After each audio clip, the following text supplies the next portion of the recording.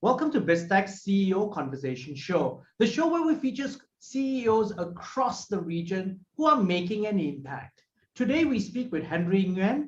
He is currently the CEO of Timo, Vietnam's pioneer digital bank, and the chairman of Phoenix Holdings, an investment holding company that focuses on operations in technology, retail and consumer, fintech, sports, and media. Now, prior to Phoenix, he has served as a managing general partner of IDG Ventures Vietnam, a private equity firm focused on consumer, technology, media, and telecom investments in Vietnam. Now, Henry, with that, welcome to the show. Thanks, Brian. Really excited to be here. Now, Henry, you've got a very interesting background. You're an American of Vietnamese descent, and you left Vietnam when you were 22 months old. Yes. Walk us through that start in life until your undergraduate degree in Harvard, and then how you got sent back to Vietnam. Sure. Obviously my family left for the United States in very unfortunate circumstances. The world's been reminded of that now with the goings on in Afghanistan and Kabul. So for my parents, obviously it was a devastating change in their life. All they had built up and all they had worked all their life for in terms of family, career, and obviously what they thought they were doing in terms of contributing to their nation ended quite abruptly. And so while it's difficult for them, if I look back on my life, it was probably one of the great blessings for me as a person because I got to grow up in a country that allowed me to pursue the education I wanted, and to be exposed to so many important things that obviously have affected my life that I'm not sure I would have been able to if my family had stayed in Vietnam or if things had been different. But for me, it's almost cliched because it's a classic immigrant story in America. My parents pretty much lost everything and they started over. And they were just a little bit younger than I am now. So I often try to think about what they went through. If I went through the same thing, how would I be able to manage? But in short, not only did they manage, they thrived in the sense of working so hard. I'm the youngest of four. So, we became really the source of everything they put their hard work and labor into. And by that, I mean education, right? They knew that education was basically the calling card, if you will, that was required if we were going to have a good start in life and also have a foundation for success. And so, those values in terms of learning, in terms of education, they've stayed with me today. And, really for my parents, the greatest way I expressed my gratitude, if you will, was to make sure that I achieved as much as I could and did as best as I could in school. And those achievements, quite honestly, were driven by that want and desire to make sure that I gave my parents some joy and happiness for all the sacrifices they made for my siblings and me. Now, Henry, you got a scholarship, and this is before university, at high school level, I think just before that, to go to Phillips Exeter Academy, which is a prestigious school, very good school, 60 over grand a year, called a tuition fee. And you turned that down to go to, why did you do that? Well, look, my parents had big aspirations. They really wanted me to get into the best university possible. And obviously, the Phillips Academies, particularly Phillips Exeter, was considered one of the best prep schools and private high schools in America. It still is today. It's still a wonderful school. I often wonder if my girls get of age and if they want to go, I'd love for them to go. But, my parents were made aware of some of their scholarships and they had me go interview and visit the school. And by good fortune, I was offered one. But, this was after my sophomore year of high school. So I still had 2 more years of high school. And quite frankly, I guess there was a balance of factors that made me initially want to go, but when I thought about it, I wanted to stay. One is, when you're 15 going on 16 and you have all these friends that you've made over, a decade of schooling, it's pretty hard to leave them and leave them early. So, those friendships, they still endure to this day. My 4 closest friends from high school, they're probably one of the big reasons I stayed at my public high school in Virginia. And then secondly, I have to admit this, though I didn't admit it to my parents, it had to do with sports. I was the captain of my lacrosse team, and I knew that if I left, I'd probably be starting over. I'm sure the Phillips Academies have great lacrosse teams, so I didn't want to be the new kid on a new team. I wanted to stay back and get to be, again, with my teammates. And we had goals to win a championship, which we, in the year previous, we didn't make it. So I wanted to stay and make sure I could see it through and achieve that goal for the rest of, in the 2 years I had left in high school. So yeah, again, great blessing and fortune, but I think I made the right decision because, I got to spend obviously 2 more years at home, more time with my parents, more times with my friends. And, I still challenge myself in different ways, with the last 2 years of my high school. I grew up very close to a very good university called George Mason University. So I was able to take classes concurrently with my high school classes. So it all worked out, thankfully. Now, also that you spent 10 years at university. You got a BA in classics from Harvard University. You went to med school, and then after that you got an MBA from Kellogg School of Business. So obviously top schools. But can I ask you something? Sure. Your folks look at you differently when you said you wanted to do the classics at Harvard? For sure. But as an Asian parent, especially.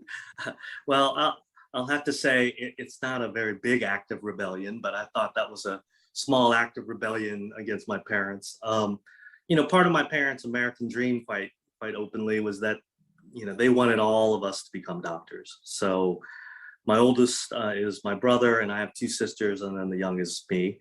All 3 of them pursued medical careers and have had wonderful medical careers. My brother went to medical school at the University of Chicago on a Navy scholarship, so he served in the Navy for many years. My sister is also a surgeon.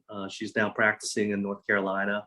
And the younger of my 2 sisters, she's a professor of medicine at WashU in St. Louis, and also still continues to practice. So in the end, I did deliver a medical degree for my parents, but I didn't practice. So in a weird way, I'm the black sheep in the family because of that. But as I said in the beginning, Brian, that educational pursuit is something I loved and enjoyed, the learning, the challenge.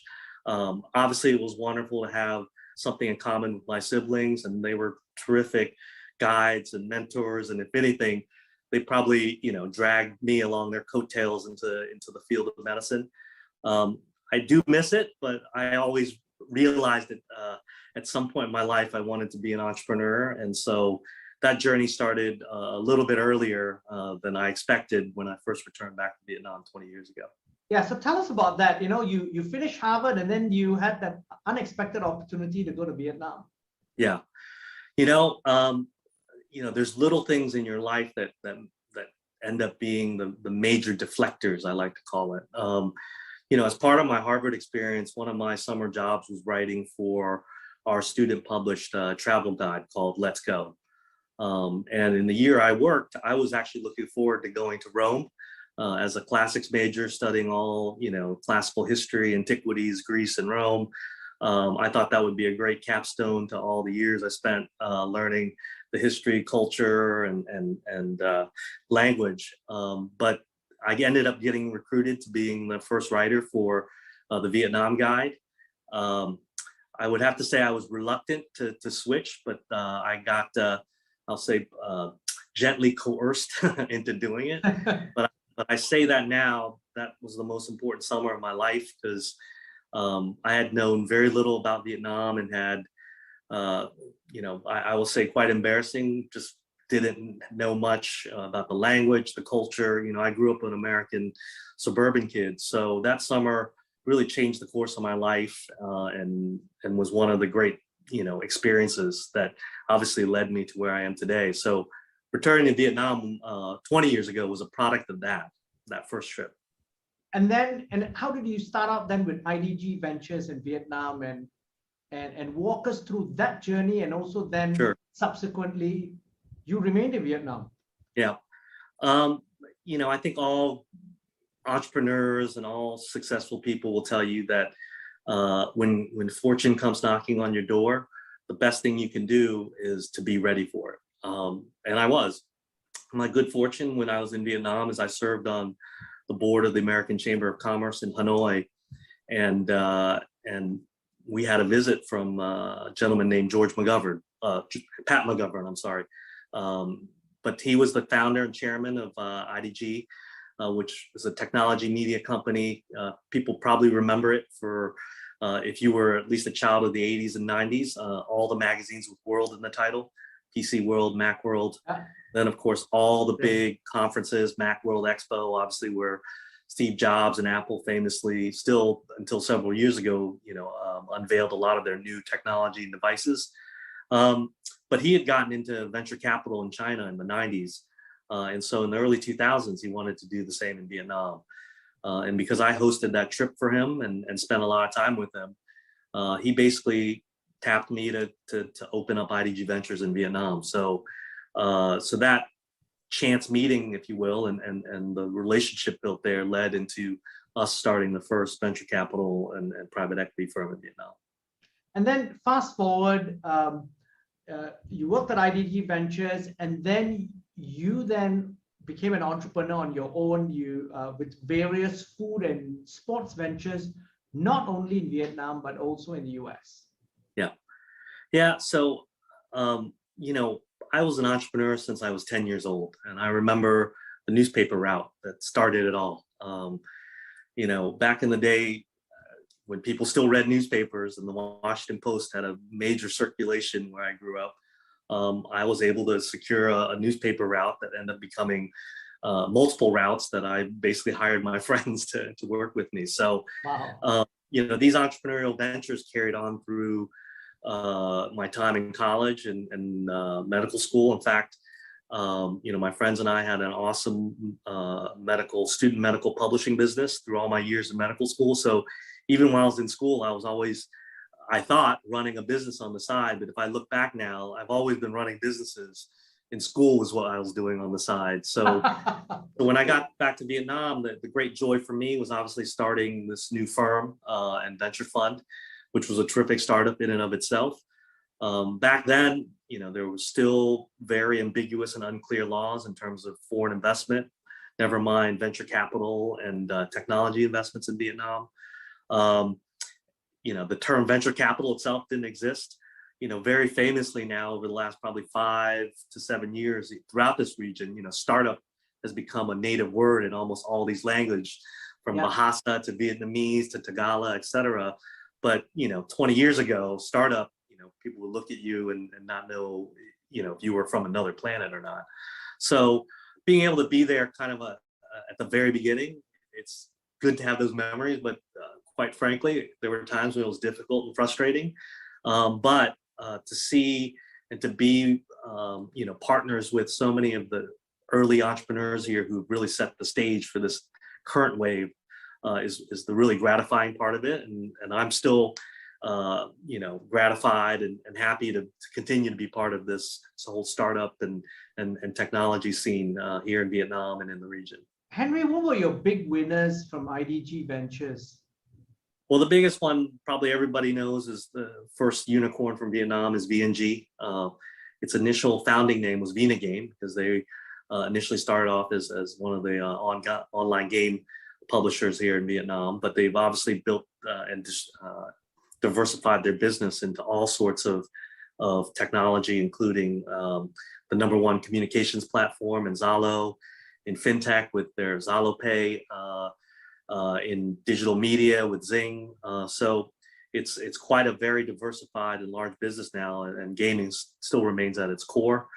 A lot of other companies that are in either fintech, such as Mocha, companies in digital media like VC Core, Gold Sun Focus Media. It's a list of 50, so it's pretty cool to see many of them still thriving, and of course, obviously, from an investor's perspective, we're able to return good returns for our investors. Now, you also on your personal side, you've got a couple of food ventures. You brought McDonald's into Vietnam. Yeah. So McDonald's is really, how do I want to put it? It's almost like the immigrant kids image of America. And here as proof, my two favorite brands are still Coca-Cola and McDonald's. It's the classic being an immigrant. I played baseball. I wanted to be an all-American kid. So McDonald's and Coca-Cola were these two brands that have been with me my whole life. And obviously returning back to Vietnam, the things that I continue to miss, if you will, even though I love being in Vietnam, was American food. Back then, also sports. I couldn't get or readily watch the sports I'd grown to love growing up stateside. So, those were things that stayed in the back of my mind. And with McDonald's, I just remember when KFC first opened in Hanoi when I was living there in the early 2000s, the first question that popped in my head was, I wonder why McDonald's is not here. And again, being sort of of the good fortune of having gone to business school at Kellogg, the headquarters McDonald's is in Chicago. So I had a lot of friends who graduated from Kellogg who worked at McDonald's. So I just found my way to the head of international franchising there and the leadership there. And I basically hounded them for a decade until we finally opened in 2014. It took a decade. What was your reluctance to open? And because you're the master franchisor, right? Yes. In Vietnam. Yeah. Well, I think it's a multitude of factors. Part of it is corporate. If people remember, through the 90s and into the early 2000s, McDonald's did a lot of expansion into new markets. They acquired brands. People may or may not remember, but they owned brands like Boston Market, Chipotle, Donato's Pizza, because they thought to compete with Kentucky Fried Chicken and Pizza Hut and Taco Bell, they needed to have this portfolio of brands. But as top line grew, profitability actually kind of flatlined. And McDonald's, as I like to say, is a widows and orphans stock. That dividend and that predictable growth is a major part of their shareholder value. And when they basically strayed from that strategy, they started getting punished in terms of their stock price. So starting in the early 2000s, the CEO who finally emerged, a gentleman named Jim Skinner, his message to the market was, we don't need to get bigger to get better.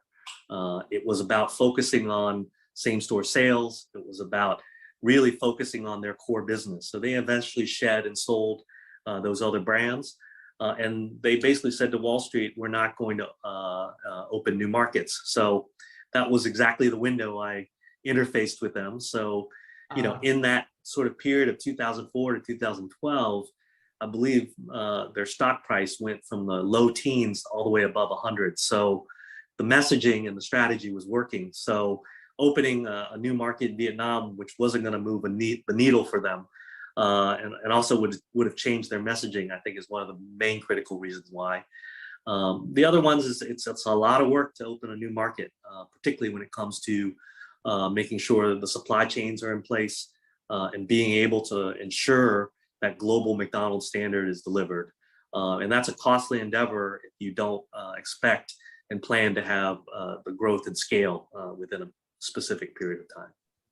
Now, you also, because of your passion in sports that goes back to high school, as you mentioned, captain of the lacrosse team, you've heavily invested in the sports business. Now, you have a number of sports teams in Vietnam. You also own the LA Football Club.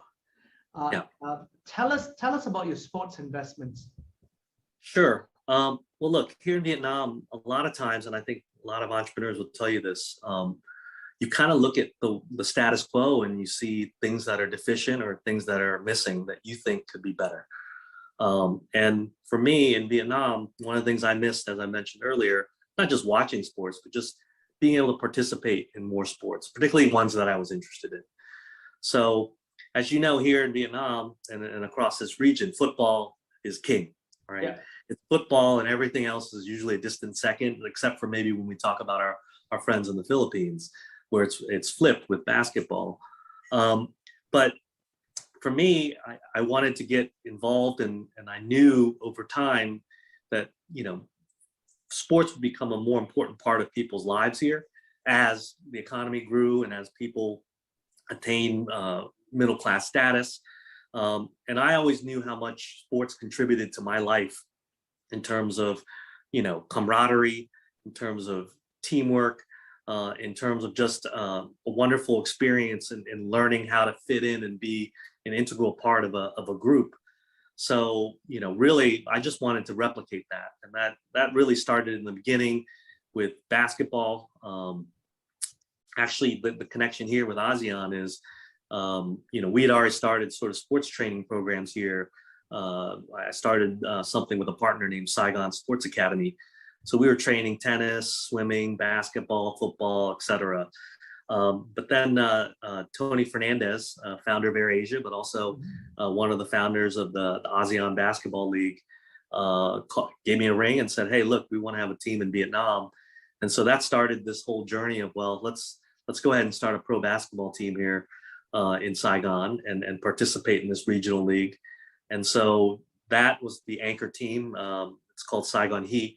That several years later, we started a domestic pro basketball league, which now has 8 teams in it and is continuing to grow. So, you know, what's gratifying for me in many ways, and I think anybody with an entrepreneurial mindset will understand. Of course, you know, there are things that I've done, and I have a lot of friends who are involved in the game of football here.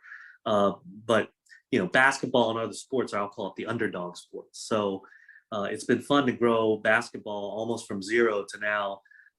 Clearly the second most popular sport in Vietnam, and being able to see greater basketball participation, fans and whatnot. So that's been a big part of that journey here in Vietnam.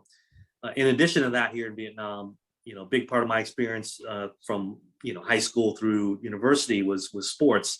As you know, the big sports organization in the US that's a consortium of all the universities is called the NCAA. Mm-hmm. And so we created our version of the NCAA here because I really felt, again, that competition is what creates school pride, it creates identities for all the different universities, allows alumni to re-engage. And that's the same type of environment and the way sports operates in the US. You know, the way I like to put it is, you know, a lot of professors or students win, you know, Nobel Prizes or Rhodes Scholarships. And when I read the news about it, I'm extremely proud of my alma mater. But the one time that I've gone back to campus the most, or the one time I get to talk about Harvard among my friends, is when we beat Yale in football. So, you know, sports has its place, it has its meaning. You know, it's not nothing, but it's not everything, but it has, I think, a real important place in making sure that you still keep your heart and spirit with your institution. So that's kind of how we started the intercollegiate sports here in Vietnam. And believe it or not, this is an example of reverse entrepreneurialism, because the whole you know, football club, the soccer, I should be careful because when you say football in America, they think that the American football in terms of the NFL, but you know, I saw soccer or global football as the underdog sport in America.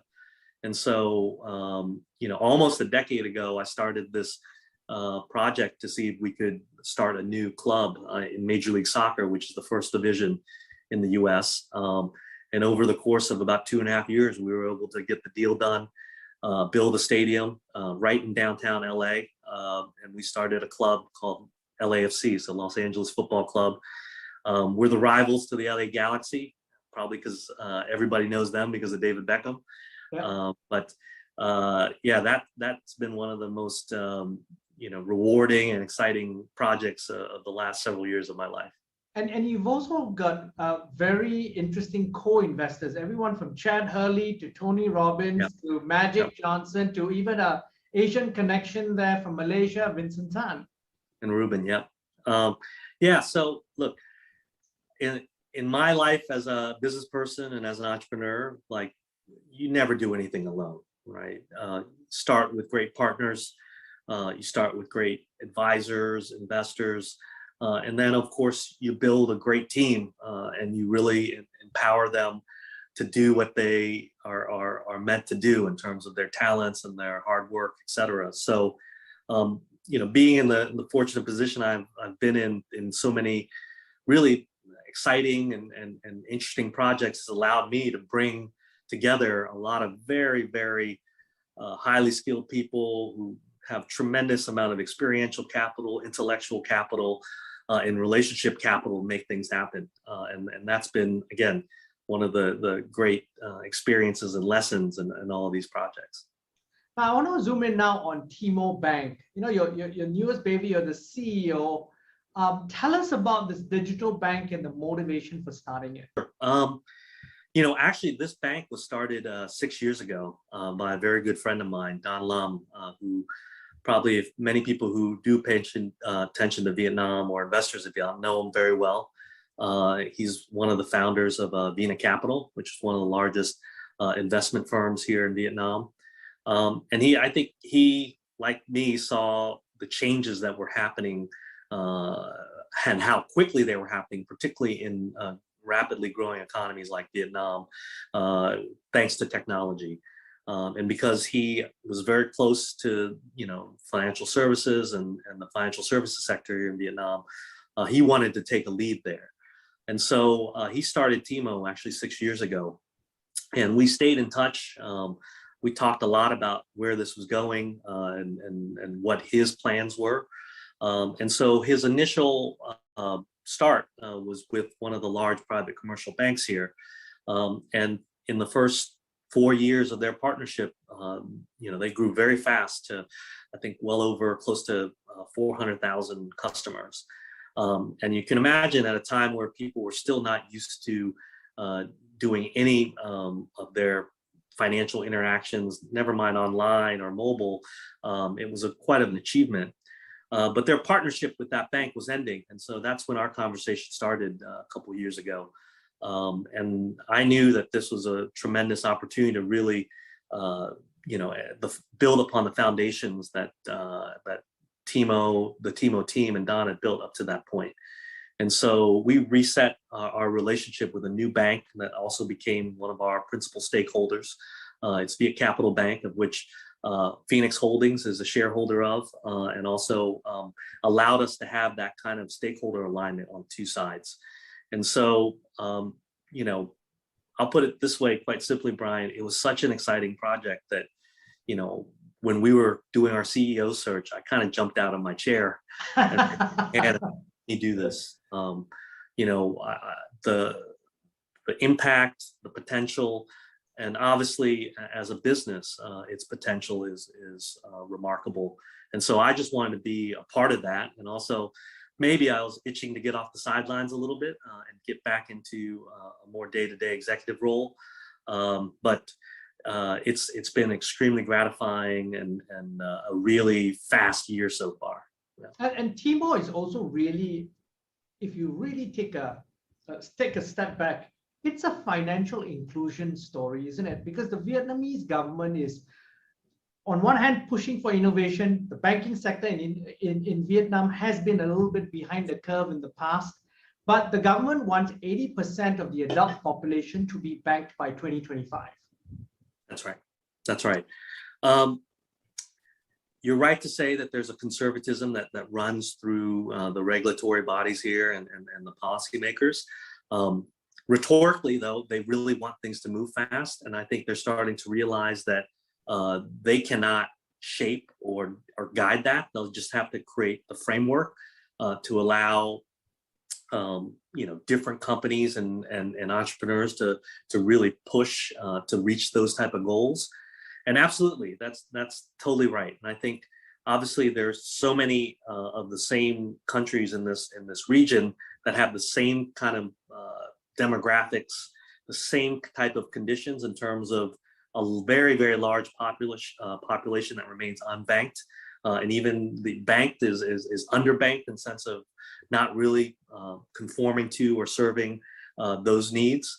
So that's the huge opportunity that we see for Timo here in Vietnam, but we also see throughout the region. And obviously, there's many other players. If you look to the Philippines, to Indonesia, and in recent times now with Singapore and Malaysia opening up bids, it's becoming quite an active space.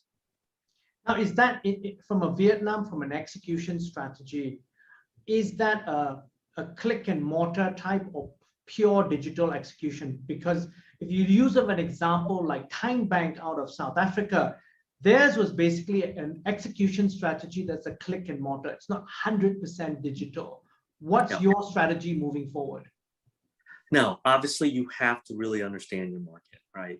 Of course, we're digital only in the sense of we're not going to build a network of hundreds of branches because that's not really how people transact anymore. That's traditional banking. And of course, the banks that have been operating here for decades, they built their market on that because that's what the market demanded. Today, you really want to be a great user experience, and so much of people's transactional lives are being done digitally, and not only just digitally, but through their mobile device. So understanding that and cracking that code is a major part of being successful. That's not to say that you don't need physical presences. For instance, our partnership with 7-Eleven is really, really extremely important because it allows us over time to be able to have all these physical points of presence where we can do transactions. So the best way I can put it is, probably the largest commercial bank in Vietnam today has about 1,000 branches, or as they often like to say, transaction points. In 5 years, there will be plenty more than 1,000 7-Elevens. So there will be much more touch points for a customer to come in touch with Timo than potentially even your bank. That's even true today in terms of how we've worked with NAPAS, which is the global or the national network of ATMs and the central bank switch here. Instead of just having your own network of a couple thousand ATMs, we're connected to the whole NAPAS network of ATMs, which means now there's over 40,000 places that you can withdraw, in some places with CDMs where you can also make deposits into your accounts. So for us, it's really taking advantage of partnerships and the infrastructure that exists to make sure that Timo remains the most convenient, the most relevant, and the easiest to use and the most valuable for any and all of our customers.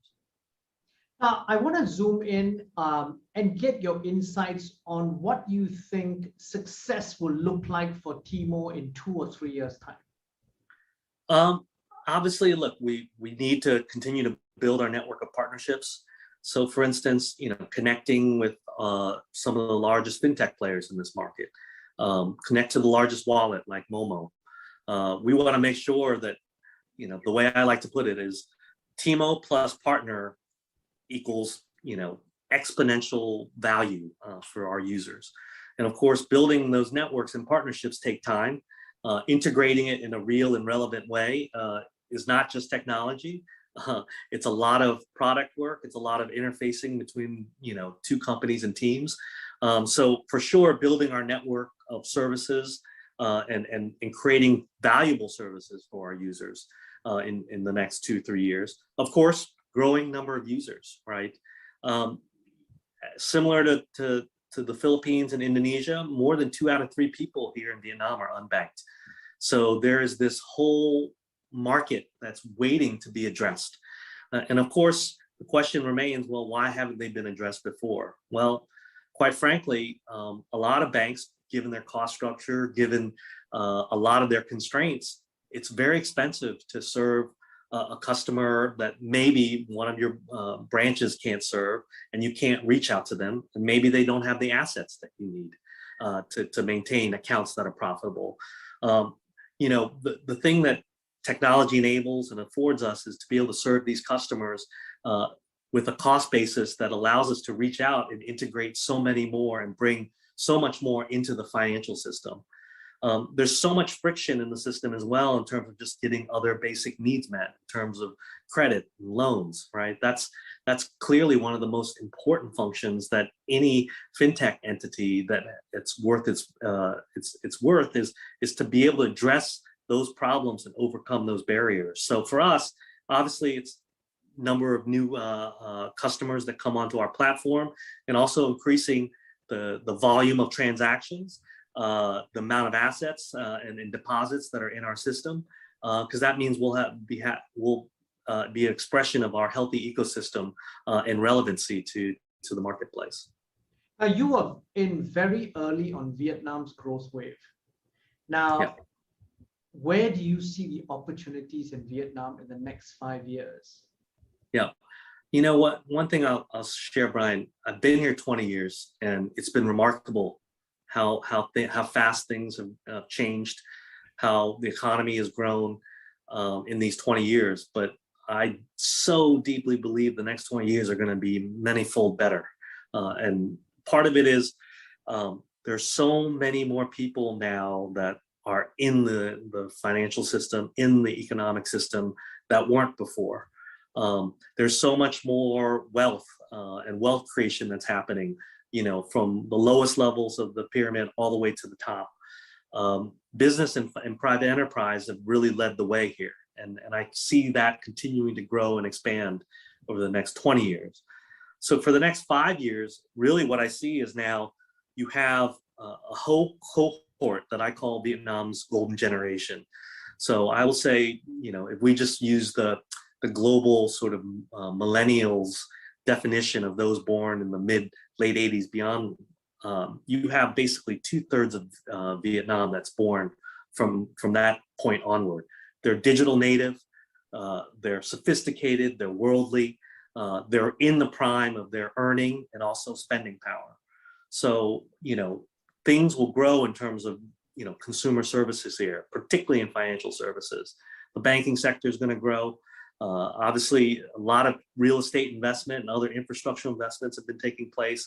And all of this, frankly, is riding upon the changes in technology, right? We still call things e-commerce in the developing world here because a lot of the entrants are relatively new in terms of less than 5 or even less than 10 years old.